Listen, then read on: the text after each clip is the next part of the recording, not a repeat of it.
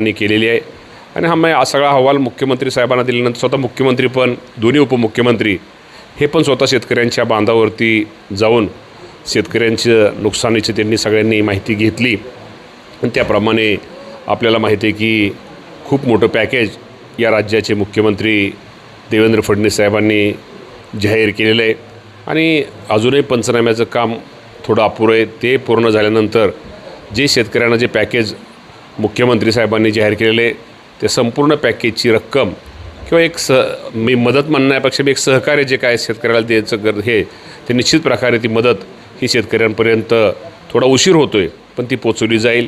मला या माध्यमातून आपल्या माध्यमातून शेतकरी बांधवांना एकच सांगायचं आहे की जे सरकारने जाहीर केलेलं आहे राज्य सरकारने जे जाहीर केलेलं आहे ते आपल्या सर्वांना ते मिळणारच आहे. पण त्यामुळे तुम्ही धीर धरा, काळजी करू नका, सरकार तुमच्याबरोबर आहे. शेवटी आता आपल्याला आपले असे अनेक संकट आपल्यासमोर ह्या अगोदर पण आलेले आहे आणि आपण त्या संकटाला पार करून आपण पुन्हा एकदा उभं राहिलेलं आहे आणि आपण सगळेजण पुन्हा उभं राहू. राज्य सरकार तुमच्याबरोबर आहे एवढं आपल्या माध्यमातून मी सांगतो.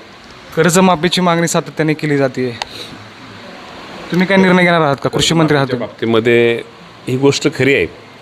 माझा शेतकरी हा राज्यातला खूप अडचणीत आहे आणि अडचणीच्या काळामध्ये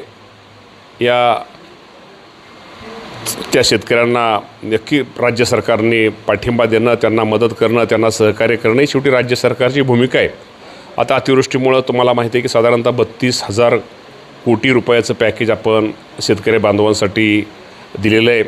कालच कृषी यांत्रिकरणाच्या माध्यमातून साधारणतः 36 लाख शेतकऱ्यांना कृषी विभागाच्या माध्यमातून ट्रॅक्टर असेल, अवजार असतील किंवा निरनिराळ्या प्रकारचे त्यामुळं त्याचंही आपण सगळ्यांना ते जाहीर केलेलं आहे. ती मदत आपण राज्य सरकारच्या वतीनं देण्याचा प्रयत्न करतो आहे.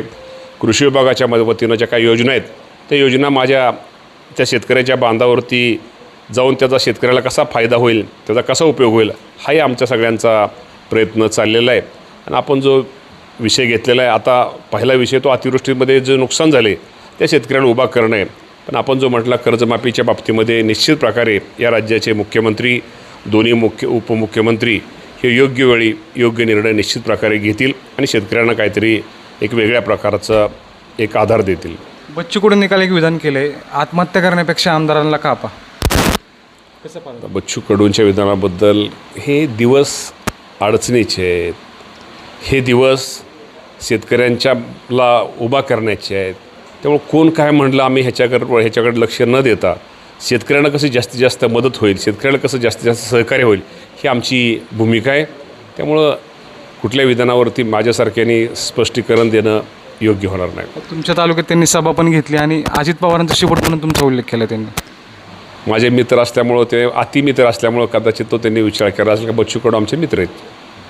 शेतकऱ्यांसाठी काय योजना राबवणार आहात का मामा तुम्ही? कृषी मंत्री आहात पुढे म्हणून सांगितलं की शेतकऱ्यांसाठी यांत्रिकरणाच्या दृष्टिकोनातून खूप 4-5 वर्ष लोकांचे पेंडिंग काय ट्रॅक्टरचे जे सबसिडी आपण अनुदान देतो, ट्रॅक्टर असेल, अवजार असेल, साधारणतः 4 ते 5 हजार कोटी रुपये त्याला लागतील. एक खूप मोठं आपण ते यांत्रिकरणाच्या माध्यमातून शेतकऱ्यांना बांधवांना दिलेलं आहे.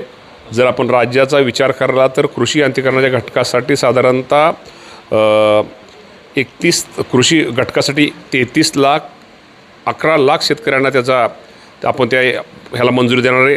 आणि मंजुरी देणाऱ्याची संख्या महा-DBTवर आपल्याला माहिती आहे की अर्ज प्रथम येणाऱ्यास प्रथम प्राधान्याप्रमाणे साधारणतः आपल्याकडं 44 लाख अर्ज हे पेंडिंग होते.